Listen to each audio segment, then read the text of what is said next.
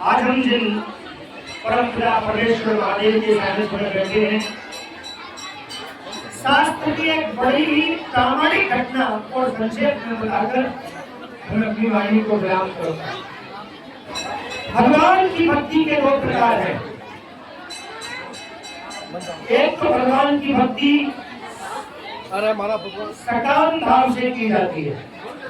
सकाम का अर्थ होता है अपने मन की कुछ इच्छाओं को पूर्ण करने के लिए हम भगवान की पूजा करें, या भगवान की यात्रा करें, या भगवान का दर्शन करें, या कोई वैदिक अनुष्ठान करें। मनोकामनाओं को पूर्ण करने के लिए जो भक्ति कही जाती है उसको सकाम भक्ति कहते हैं। और एक होती है निष्काम भक्ति, जिसमें किसी भी प्रकार की भगवान की पूजा के बदले कोई अपेक्षा या आकांक्षा नहीं रहती, केवल भगवान के दर्शन और भगवान को पाने की आकांक्षा रहती है। और जिनको भगवान को पाने की आकांक्षा रहती है वो प्रायः नारायण की भक्ति करें, ऐसा शास्त्र का विधान है। और जिसको अपने जीवन के कार्यों को पूर्ण करने के लिए, अपने जीवन की आकांक्षाओं को पूर्ण करने के लिए भगवान की पूजा अगर भक्ति करनी है तो शास्त्रीय प्रमाण है अपनी मनोकामनाओं को पूर्ण करने के लिए अगर किसी देवता की भक्ति की जाए तो वो देवाधिदेव महादेव की भक्ति करनी चाहिए। त्रिपुरारी भगवान शंकर में वो सामर्थ्य है जो मरे हुए व्यक्ति जो वेंटिलेटर पर पड़ा हुआ हो और उसके लिए भी अगर नियम से शास्त्रीय मर्यादा और प्रमाण के अनुसार महामृत्युंजय का जाप कर दिया जाए तो महादेव का वो महामृत्युंजय मरे हुए को भी जिंदा करने की सामर्थ्य रखता है। ये भाग्य हूँ मैं त्रिपुरारी। और इसी क्रम में एक संक्षिप्त बात मैं आपको बताकर के अपनी वाणी को विराम दूंगा। काशी में ब्राह्मण रहते थे, उनके कोई संतान नहीं थी, तो किसी ने कहा कि अगर आप महादेव का व्रत करें तो आपके जरूर संतान होगी। महादेव निश्चित सभी मनोकामनाओं को पूर्ण करते हैं। उन ब्राह्मण देवता ने महादेव की पूजा की। प्रसन्नालम नीलकंठम दयालम, सबसे अति शीघ्र प्रसन्न होने वाले देवता महादेव प्रसन्न से ब्राह्मण से बोले कि बताओ ब्रह्म भूमि तुम्हें क्या चाहिए। तो उन्होंने कहा कि मेरे कोई संतान नहीं है, कोई पुत्र नहीं है, आप कृपा करें तो संतान की प्राप्ति हो जाए। तो महादेव ने कहा कि पुत्र भी दो प्रकार के होते हैं, तुम्हें कौन सा चाहिए। ब्राह्मण देवता ने कहा समझे नहीं। तो उन्होंने कहा एक तो होता है सुपुत्र, जिसकी आयु कम होगी लेकिन जीवन भर आपकी सेवा करेगा, आपका नाम रोशन करेगा। और एक होता है कुपुत्र, जिसकी आयु तो बहुत लंबी होगी पर जीवन भर आपको परेशान करेगा। अच्छा, उस समय जिसको कुपुत्र और सुपुत्र की संज्ञा दी गई थी, बुरा भले ही मानो या मत मानो, हम तो स्पष्ट करता है उन्हीं कुपुत्रों को आजकल जैन जी कहा जाता है। आजकल जो पता है कल की घटना, एक युवा बच्चे ने अपनी मोबाइल की पूरी करने के पूरे खानदान को खत्म कर दिया। ये आजकल की पीढ़ी में समाविष्ट हो रहा है। इनको कुपुत्र कहा जाता है जो पूरे खानदान को गिरा देते हैं। महाराज, उस ब्राह्मण देवता ने कहा कि मुझे तो सुपुत्र ही चाहिए, भले ही कम दिएगा पर सेवा करेगा। भोलेनाथ ने कहा तथास्तु, जाओ तुम्हारे पुत्र होगा लेकिन 5 वर्ष नहीं दिएगा। ये सत्य घटना है। अब तो ब्राह्मण देवता प्रसन्न भी और दुखी भी। प्रसन्न इस बात से कि संतान है, संतान होगी, और दुख इस बात का कि उसकी आयु तो बहुत कम है। और कालांतर में उनके ब्राह्मण ने के यहाँ बालक ने जन्म लिया। अब ब्राह्मण के जिस दिन बालक का जन्म हुआ उस दिन खुशी भी मनाई गई, लेकिन अंतर मन से ब्राह्मण बड़ा दुखी था। भगवान ने 4 चीजें अपने हाथ में रखी है, 6 चीजें: हानि लाभ, जीवन मरण, यश अपयश क्रिया। अगर ये हमको पहले से पता लग जाए तो हम अपना जीवन जी ही नहीं पाएंगे। मृत्यु का पता था अपने बालक की, इसलिए वो ब्राह्मण देवता दुखी रहने लगे, देव में धोखने लगे। तो एक ज्योतिषी ने उनसे कहा कि अगर आपका बालक किसी महापुरुष का आशीर्वाद प्राप्त कर ले तो इसकी अकाल मृत्यु भी कर सकती है। तो उन्होंने कहा महापुरुष कौन है? मुझे कैसे पता लगे कि अपने बालक को आशीर्वाद दिलवाऊं?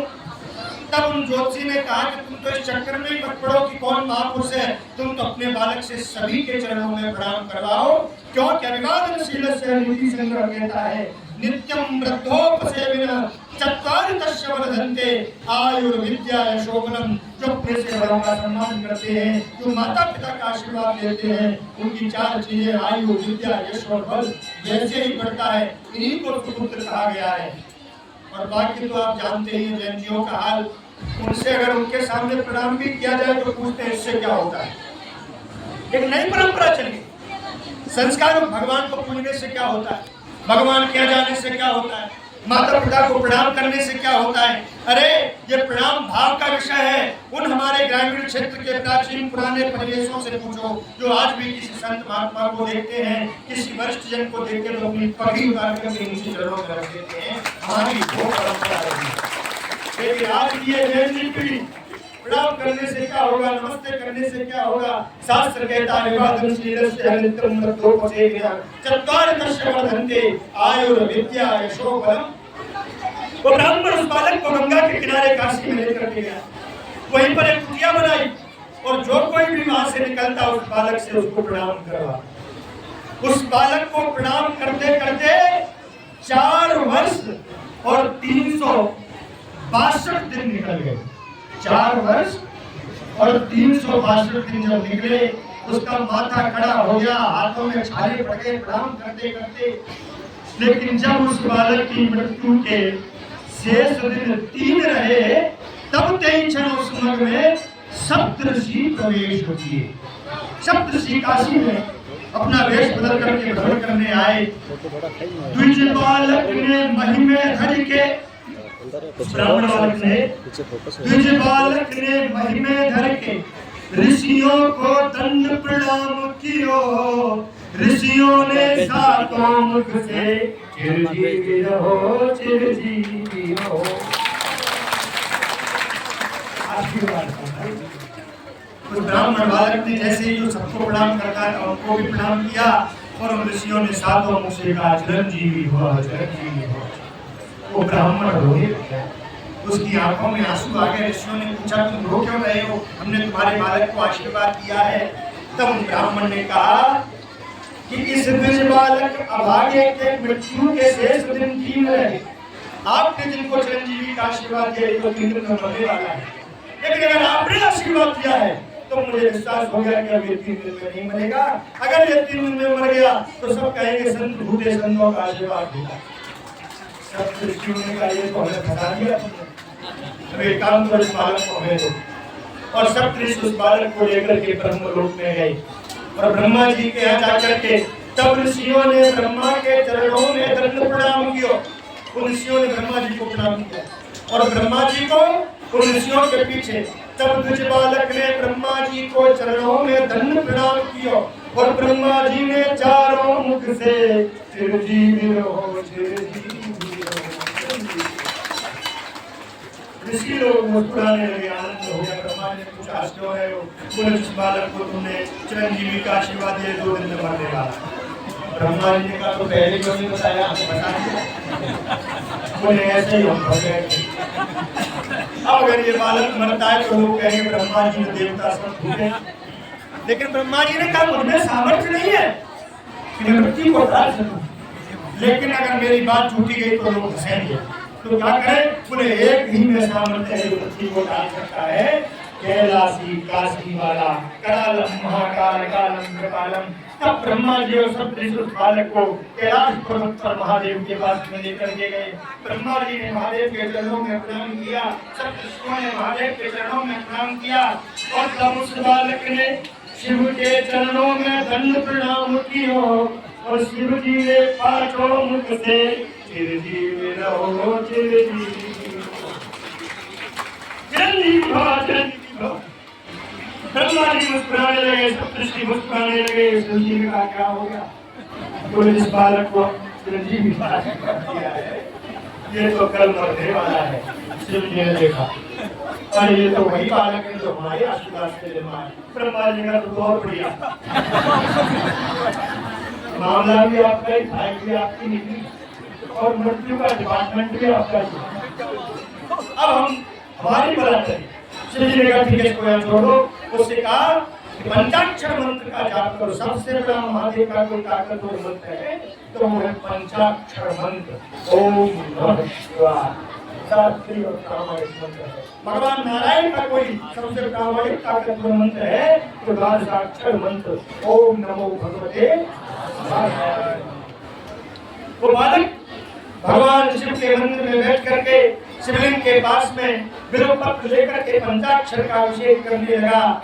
लेकिन जब मृत्यु का समय आया दूसरा दिन तो यमलोक से यमदूत आए और उसके प्राणों को भरने लगे। और उसी समय महादेव करालम महाकाल कालम कृपालम भगवान शंकर त्रिशूल को लेकर प्रकट हो। यमदूतों ने प्रणाम किया, महात्मा जी वो महादेव के दर्शन हो गए, कोई इसको छोड़ नहीं ले जा सकते। यमदूतों ने कहा कि प्रभु ये मृत्यु का डिपार्टमेंट तो आपका ही है और आपने ही 5 वर्ष का समय दिया है और आज इसका समय पूर्ण हो रहा है और आप ही गड़बड़ी कर रहे हो तो लोग हंसेंगे। महादेव ने कहा कैसी गड़बड़ी, इसको 5 वर्ष का समय किसने दिया? तो आपने दिया। जब आपने हमने दिया है तो इसके 5 वर्ष तुम्हारे हिसाब से पूरे होंगे कि हमारे हिसाब से? यमदूतों ने कहा आपका हिसाब क्या है?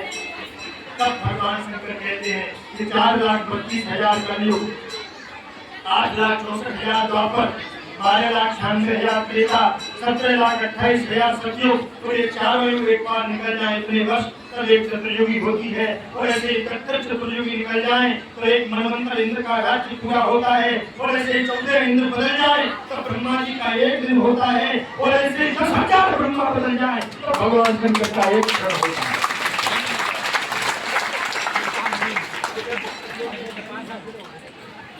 ऐसे जिनके मास दिन और मासन के पुण्य दिन तो उन्होंने ने कहा कि जब ब्रह्मा से तैयार हो गए तो हम कितने बजे लगाओ ऐसा।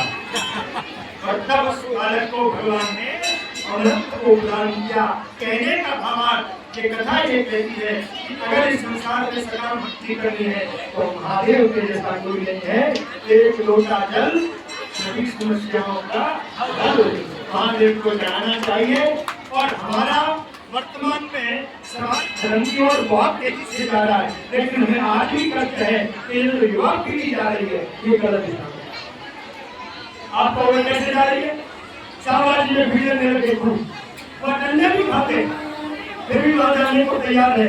लेकिन हमने देखा है कि जो युवा साम्राज्य में जाकर के गाड़ी तैयार करने के लिए भर करके चल देते हैं वही उन्हीं युवाओं के मोहल्ले में बने हुए भगवान के मंदिर में घंटी बजाने वाला ये दुर्दशा चल रही है।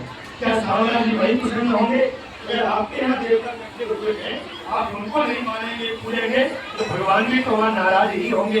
इसलिए हमें संस्कारों से जुड़ करके रहना चाहिए, पूजा पाठ से जुड़ करके रहना चाहिए, सनातन से जुड़ करके रहना चाहिए। और एक बात और विशेषकर मातृशक्ति यहाँ जाता है। हमारा धर्म हमें भगवान के प्रति विश्वास दिखाता है, लेकिन माताओं से निवेदन है आप अंधविश्वास ज्यादा करते हो इसमें मत पड़ा करो।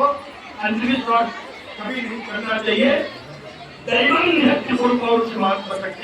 अपने कर्म पर विश्वास करना चाहिए और कर्म अच्छा हो यही भगवान से प्रार्थना करनी चाहिए।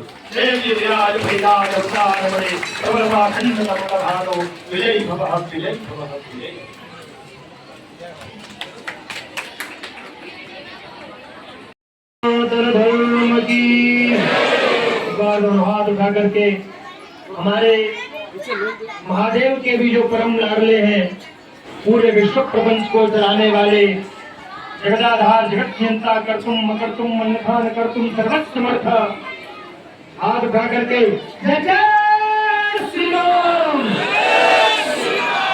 जय जय श्री राम, नमः पार्वती पते।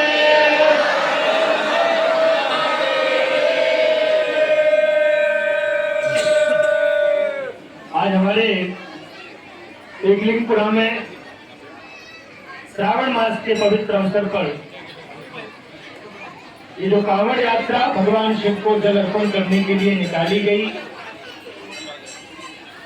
श्रावण में भगवान शिव की अर्चना का, जलाभिषेक का बहुत बड़ा महत्व है। आइए 2 मिनट हम लोग भगवान का नाम स्मरण करें। उसके पश्चात में संक्षिप्त में अपना आशीर्वचन प्रदान करूंगा बड़े ही भाव से।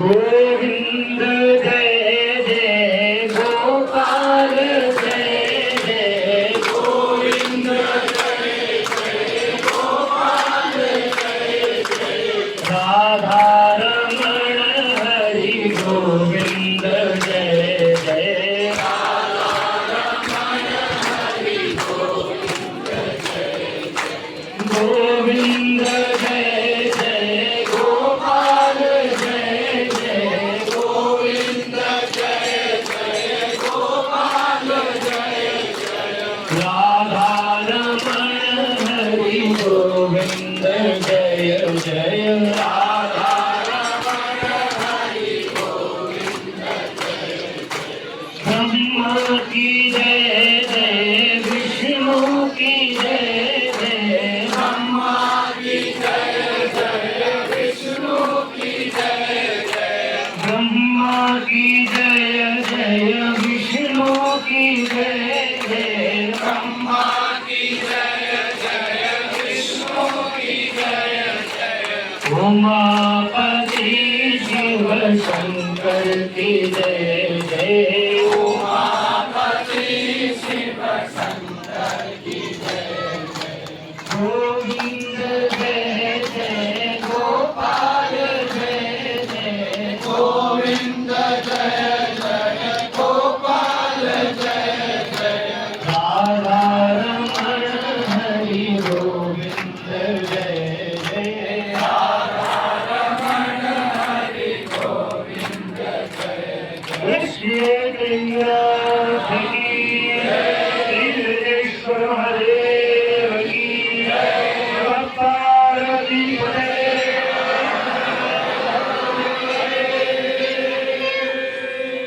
अब कुछ देर के लिए बिल्कुल शांति बनाए, बहुत अच्छे